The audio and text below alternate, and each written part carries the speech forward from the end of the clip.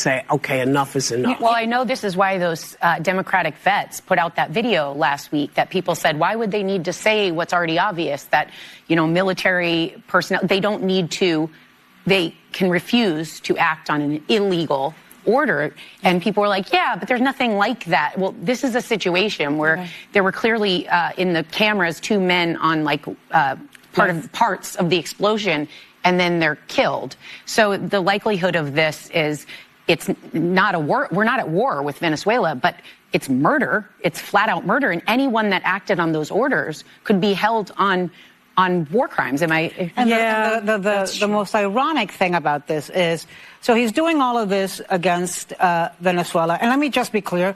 Nicolás Maduro in Venezuela is a horrible, cruel, corrupt dictator. The day he leaves, whether it is to a hellhole somewhere or if he dies and goes to hell, I will be very happy. But I think America needs to ask themselves, do we want to perpetrate regime change in the region?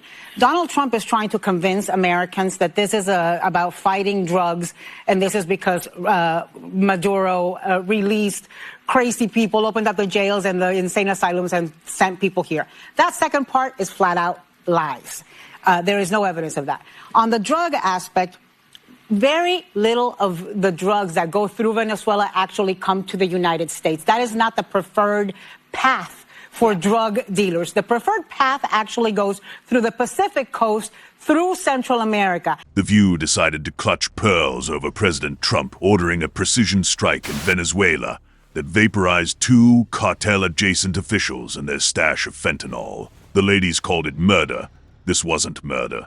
It was a drone-delivered eviction notice to 2 Venezuelan officials who were literally hiding a guy on the DEA's most wanted chemists list. Let's break this down like a piñata at a cartel birthday party, The View hosts claimed.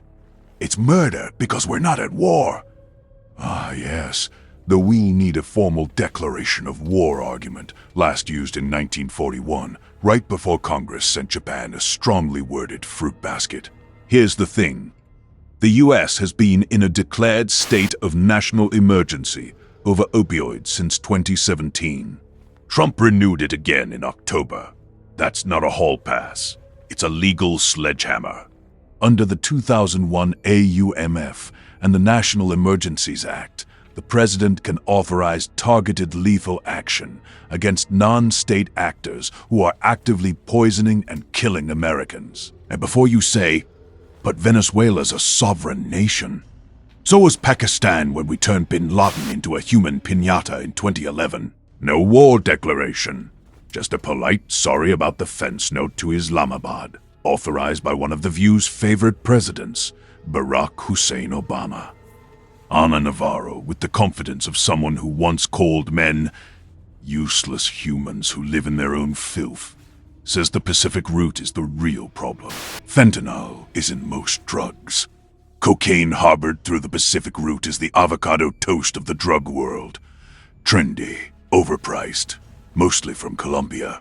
Fentanyl is the ghost pepper of narcotics synthesized in labs, 50 times stronger than heroin, and Venezuela is the Airbnb for the chemists cooking it.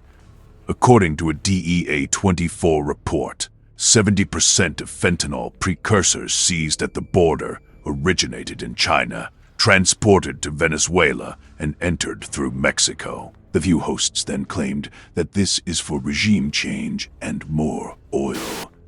Sarah Haynes, channeling her inner stupidity after 3 mimosas, said, "This will become a forever medal." Sarah, the strike was 1 drone, 2 targets, 0 U.S. boots. That's not a forever medal. That's Tinder warfare. Swipe right, match set, and ghost. And what about oil? Venezuela's oil production is down 80% since 2013 because Maduro's been using refineries as personal ATMs. The only thing we're drilling for is fewer dead Americans. Then they claim Democratic vets will refuse illegal orders like they're reading a Yelp review for patriotism.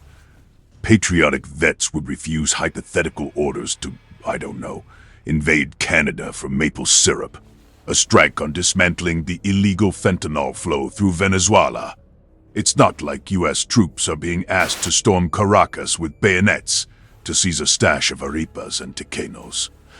The pilot who already launched the drone strike probably just updated his resume.